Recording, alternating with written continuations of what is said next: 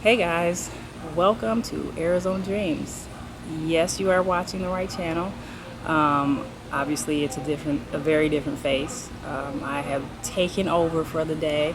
My husband does not even know that I'm doing this. The first time I appeared on this channel, I wanted to do with my husband, but he's been working longer hours. His commute is a little longer, so our schedules are not lining up. I wanted to do a video that kind of is something that I am dealing with right now, and that's schools. I'm going to tell you today how I feel about the schools here and kind of how to deal with having kids that are going to be the newbies. So let me start off by saying what I think a lot of people already know. Arizona schools are not that great. I'm not trying to be a downer, but it's the truth. I think it's pretty well-known fact. Our first school system we had here, we moved here twice now. It was an 8, so I had a little bit of hope for it. But what we found in this 8 school system was that my daughter was learning things that she had learned 2 years ago in a Midwestern school. And that was really something that I had a hard time dealing with. When she spent that year, she was not challenged. I was just not happy with that school. You basically have 3 choices. You can deal with the public school system here. So you just keep your kids in the schools. What I recommend is do not go below an 8. Because if an 8 was giving you that, I would not go below an 8. But you have a choice. So if you get into a situation where you like the home and the schools suck and you want to go to a better school system, you have that choice here. I think it's called open enrollment. So you can apply to go to a school that's out of your district. Be aware that your kids will not get busy. So if you go to somewhere else, you'll have to drive your kids there. I did not want to, have multiple schools that I was driving around to. So we pushed really hard to find a school system that was already at least highly rated on paper. How I handle it is I kind of try to see what my kids should be learning and then give them supplemental activities like when they get home, or just try to make sure they're being kept kind of in line with the standards for their grade level. Yeah, it's a lot of extra work, but it's just, if you're going to deal with the public schools here, it's just something you kind of have to stay on top of. You also have to be aware that school ratings can change over the course of the year. I know when we left that first school we were in, and I don't know what made us check it again, but we went back and looked to see if they were still rated an 8, and they had fallen to a 6. So that's something that you can't take for granted. Every year, check and make sure your school is still rated what it was and that it hasn't, dropped. We could tell that something was off, that it was kind of just deteriorating throughout the year. And that led me to your second option, which is homeschooling. I know that option is not for everybody, especially if you're working full-time. You just may not have the time or energy for that. I tried it and it did not work out. My daughter was not feeling it. She was just fighting me the whole year. She wanted to be back in school with her classmates. And I realized my patience level is not what I thought it was. So we were a year and out. I could not handle it. But that doesn't mean that you can't handle it. If you have the time and, desire to do that, your kid may take to it a lot better than mine did. You may have more patience than I do. It may be something that you want to consider. Then you can control what your kids are learning and not have to, depend on what Arizona schools are teaching. The third option is a charter school or private. You can do private too. But charter does not always equal better. Sometimes it does, sometimes it doesn't. I know it's a lot. I've heard a lot about some charter schools around here that were not spending their funds properly. They were spending it on things other than the classroom, and that's kind of made the news.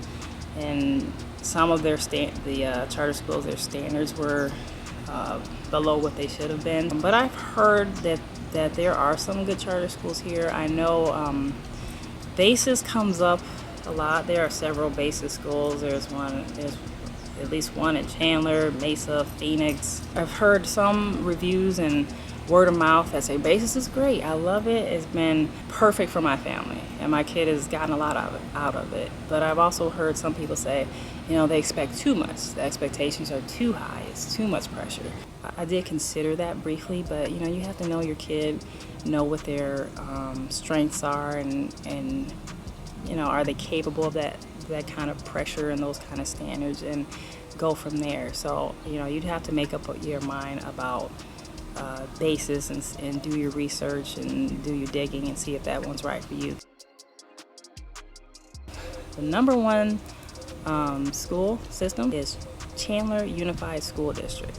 Number 2 was Deer Valley, that's in Phoenix. Gilbert Public Schools ranked number 3, and Scottsdale Unified and Tucson's Catalina Foothills ranked number 4 and 5. So keep that in mind when you're out here looking and thinking about where to live and where the best schools are. What's it like being a new kid in Arizona schools? Well, I can tell you because we've done it multiple times now.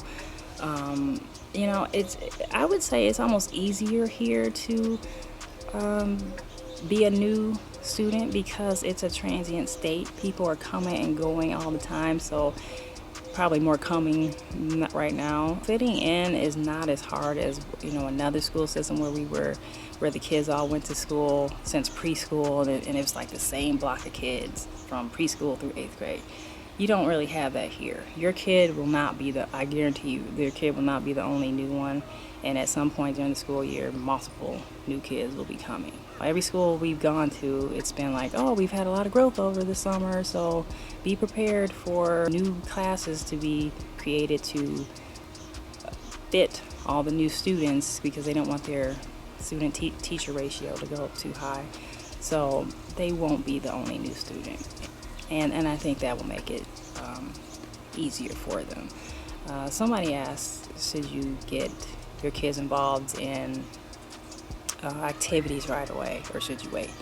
For me, and this is just personal to me, I try to get my kid involved pretty quickly because it just helps them to get to know a variety of students and have more chances to talk and bond over shared interests and things like that, because you're just having multiple chances to meet other kids and to get to know them and hopefully make new friends. I don't believe in forcing that though. Like right now I'm trying to get my daughter to join some clubs and stuff, and I tried to encourage that last year. She's not very social like that, but I keep trying to tell her, if you want to make new friends, you gotta put yourself out there. You gotta be around these kids and outside of the classroom. So I would encourage you to get your kids involved in things pretty early on to help with that transition.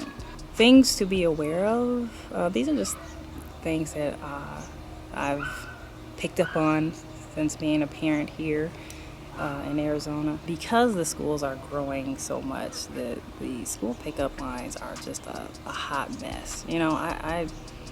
I don't want any part of it. So you could either do the school pickup line and know that these schools that are just steadily growing, well, the traffic is going to grow. So you can do the school pickup line and deal with that, or you can walk your kids to school, or they can walk themselves. But if your kids are not old enough to walk themselves to school, it gets hot. It's no fun walking these kids to school and picking them up. The mornings aren't so bad. But at 3 o'clock in the afternoon, it's like 112 degrees, and I'm talking about like the first few months of the school year, July, August, September. It is not fun. So be prepared. You kind of got to pick your poison on that. You want to deal with the mess of the school car line, or you want to deal with, being kind of hot, really hot, waiting for your kid to get out of school and then walking home.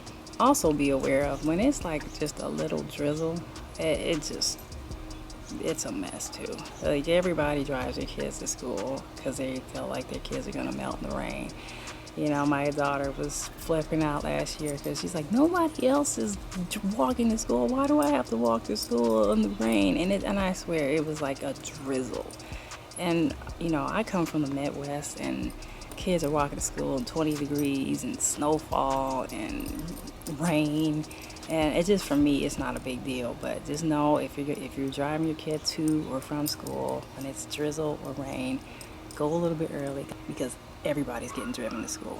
But I kind of laugh it off, because it's like, it's a little rain, it's not a big deal. That's all I have to say about schools. I hope that you got something from it, and you weren't too bothered by the fact that I took over the channel for the day. Let me know what you thought in the comments. Be nice. I hope to answer some more questions in future videos, and hopefully my husband, Mr. Arizona Dreamz, will be available for that. And thank you for watching.